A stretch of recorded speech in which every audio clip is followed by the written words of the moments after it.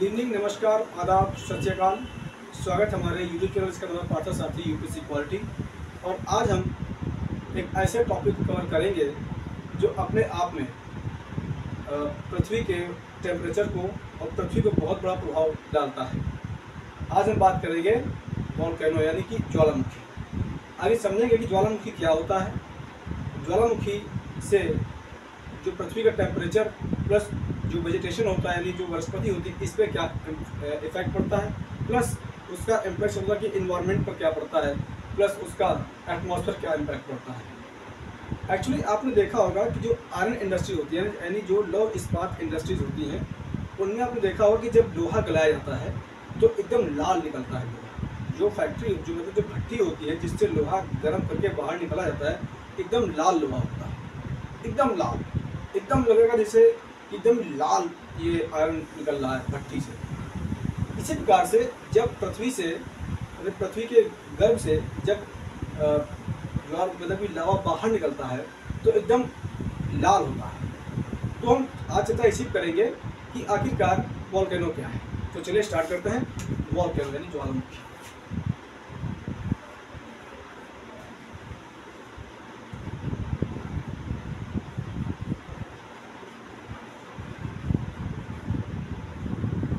ज्वालामुखी पृथ्वी पर बहुत सारी प्राकृतिक घटनाएं होती रहती हैं, जिनमें पहला आपका है अर्थक्वेक, दूसरा आपका है सुनामी, तीसरा आपका है लैंडस्लाइड्स, चौथा आपका है फ्लड, पांचवा आपका है ड्राउट यानी सूखा। और इसके साथ ही साथ ज्वालामुखी भी एक प्राकृतिक एक इंसिडेंस यानी प्राकृतिक परिघटना है जो कहीं न कहीं हमारे एटमॉस्फेयर को प्रभावित करता है, जो यहाँ के जो जीव जंतु हैं उनको प्रभावित करता है, प्लस यहाँ के लिविंग जो क्रिएचर्स हैं उनको भी इफेक्टिव डालता है। तो आखिरकार ज्वालामुखी क्या है? ज्वालामुखी अगर आपसे कोई कक्षा 4 का स्टूडेंट आके पूछे कि सर आप तो बताइए, आप तो बहुत से जानकार हैं ज्वालामुखी विषय में, आपने जो आपने पीएचडी कर रखा है, आपने तो यूपीएससी तैयारी कर रहे हैं, बताइए सर कि ज्वालामुखी क्या होता है। तो आप उसको एक सिंपल सरल लाइन बता दीजिए कि ज्वालामुखी के बेटा पृथ्वी से जो द्रव्य पदार्थ, पृथ्वी के गर्भ से जो द्रव्य पदार्थ पहाड़ों के माध्यम से लावा निकलता है, यानी एक द्रव्य निकलता है जो लाल होता है, उसे हम ज्वालामुखी कहते हैं, उसे हम ज्वालामुखी कहते हैं।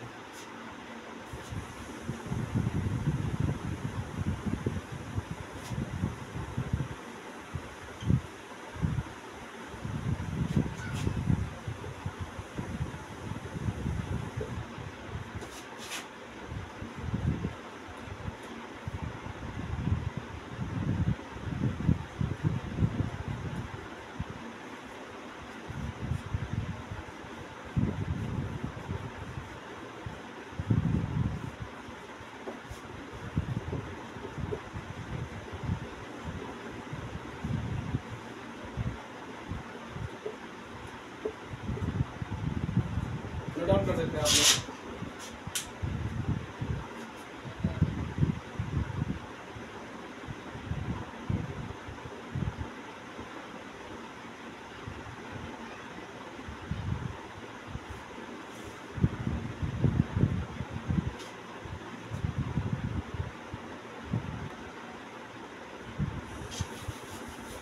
और हमने इंग्लिश में आपकी डेफिनेशन लिख दी। Volcano in which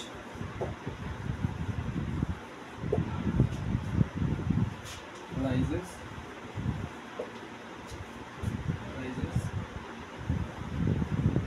red ball substance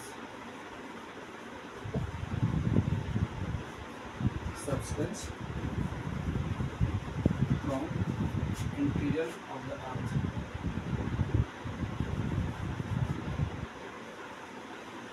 Interior of the earth.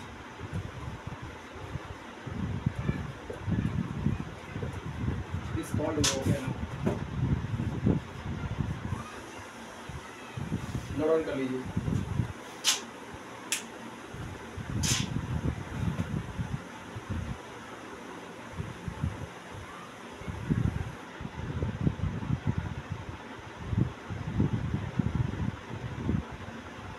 तो आपने देखा होगा कि आपने YouTube पर या आपने गूगल पर या आपने सोशल साइट पर आपने चेक किया होगा कि जब आप सर्च करते हैं ज्वालामुखी के विषय में तो आपको बहुत सी अद्भुत आपको पिक्चर्स आपको तस्वीरें मतलब देखते होंगे आप यूट्यूब के माध्यम से, गूगल के माध्यम से, जो भी सोशल साइट उसके माध्यम से। तो अब देखिए क्या भयावह स्थिति होती है, कितनी भयावह स्थिति होती है जब ज्वालामुखी उद्गार होता है। अब ज्वालामुखी आखिर उद्गार कैसे होता है उसके विषय में आपको एक डायग्राम माध्यम से समझाऊंगा। ये आपके कोई अर्थ, इसमें आपको थ्री लेयर, ये आपका है क्रस्ट,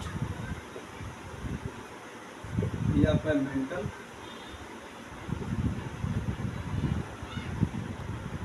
ये आपके कोर। जितने भी हल्की जो हल्की पदार्थ जो धातुएं हैं वो सब आपके मिलेंगी क्रस्ट में, हल्की धातु। और उसके नीचे का जो पार्ट है वो होता है लिक्विड होता है। जैसे आपने देखा होगा कि अगर आप जो पॉलीथीन को जलाओ और जलाए बाद में उसको अगर आप ऊपर से नीचे जब बूंदे गिरती है उसके जो कैसा फील होता है, सेम यही पैटर्न यहाँ फॉलो होता है। जो क्रस्ट नीचे जो मेंटल होता है उसमें जो द्रव्य होता है उसके ऊपर ये तैरता है क्रस्ट, और यहीं से आपका वोल्केनो इरप्शन होता है। यानी कि हमारे ये पहाड़ है, ये आपका पहाड़ है, ये आपका पहाड़, ठीक है। अब मान लिया कि यहाँ पर वो द्रव्य जो है वो बिल्कुल रेड है, रेड फॉर्म में यहाँ है। तो यहाँ क्या, यहाँ कन्वेंशनल करंट होती है, यहाँ होती है कन्वेंशनल करंट जो इसको धक्का देते हैं।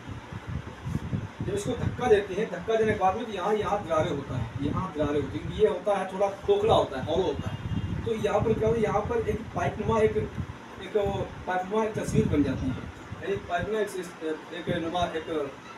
आकृति बन जाती है। आकृति बनने के बाद में धीरे धीरे ये फटता रहता है, ये फटता रहता है, ये इनमें फटता रहता है। और एक समय ऐसा आता है कन्वेंशनल करंट जो मैग्मा है, ये जो मैग्मा जो यहाँ जमा है रेत में, ये इसके ऊपर निकल जाता है, इसके ऊपर क्रॉस कर जाता है। और जो यहाँ से निकलता है इसे बोलते हैं क्रेटर। जहाँ से वोल्केनो निकलता है पृथ्वी तो ऊपर धरातल पाता है, इसे बोलते हैं क्रेटर। यानी क्रेटर से मैग्मा ऊपर आता है। और जब मैग्मा ऊपर आता है तो ऐसा वैज्ञानिक दावा करते हैं, कहते हैं कि पहली बात जब वो वोल्केनो ऊपर आता है, यानी जो आपका लावा होता है जब ऊपर आता है तो पूरा तो पेड़ पौधों को खत्म कर देता है, वहाँ की पूरी वेजिटेशन खत्म कर देता है। जो वहाँ पर जो क्रिएचर्स हैं, जीव जंतु, उनको ख़त्म कर देता है। प्लस कहीं न कहीं जो हमारे वाइल्ड लाइफ हैं उनको भी कहीं न कहीं इफेक्ट डालता है, उनको प्रभाव डालता है। प्लस जहाँ पर ह्यूमन बस्तियाँ होती हैं उनको भी प्रभावित करता है। यहाँ तक कि एटमॉस्फेयर जब उस पर उद्गार होता है, इसमें बहुत सारा निकलता है सैंड, इसमें बहुत सारी निकलती है धुआं निकलता है, इसमें बहुत सारी गैसेस निकलती है, इसमें बहुत सारा लिक्विड निकलता है। तो जो गैस होती है, जो धुआं होता है वो जाता है एटमॉस्फेयर में, यानी कि ऊपर जाता है, ऊपर जाके लेयर जमा हो जाती है। तो कई दिनों तक सूर्य किरणें पृथ्वी नहीं आ पाती। एक ये भी कारण है। एक ग्लोबल वार्मिंग अगर मुझसे पूछा है कि एक कारण क्या, तो एक कहने की वोल्केनो इरप्शन भी कारण है ग्लोबल वार्मिंग का। लेकिन ग्लोबल वार्मिंग जब एक्चुअली अगर ये वोल्केनो इरप्शन होता है और जब ऊपर जम जाती है धुआं जो डस्ट होती है तो उससे सूर्य किरण नहीं आती, तो ये एक पॉजिटिव साइन होता है। तो ये आपका होता है आपका ज्वालामुखी। तो आई होप आपको वीडियो पसंद आया होगा, और ऐसे ही रोचक जानकारी के लिए अगर हम पे जुड़ना चाहते हैं, हमारे माध्यम से अगर ऐसी कोई रोचक जानकारी लेना चाहते हैं तो हमारे कमेंट बॉक्स को भर दीजिए। अगर कमेंट बॉक्स को ऐसा भरिए, आप तरह तरह क्वेश्चन पूछिए, आप हर टाइप क्वेश्चन पूछिए, आप जो भी आपकी जो भी क्यूरियोसिटी, आपको जो भी जानने की इच्छा हो, आप कमेंट माध्यम से क्वेश्चन पूछ सकते हैं। और हमारी जिम्मेदारी बनती है आपकी जो जिज्ञासा है उसको पूरा करना। बस आपसे एक ही रिक्वेस्ट है कि बस एक आपसे निवेदन है कि हमारे चैनल को सब्सक्राइब कर लीजिए, लाइक कर दीजिए, और हाँ, सबसे बात शेयर भी करें। आपको बहुत धन्यवाद। जय हिंद, जय भारत।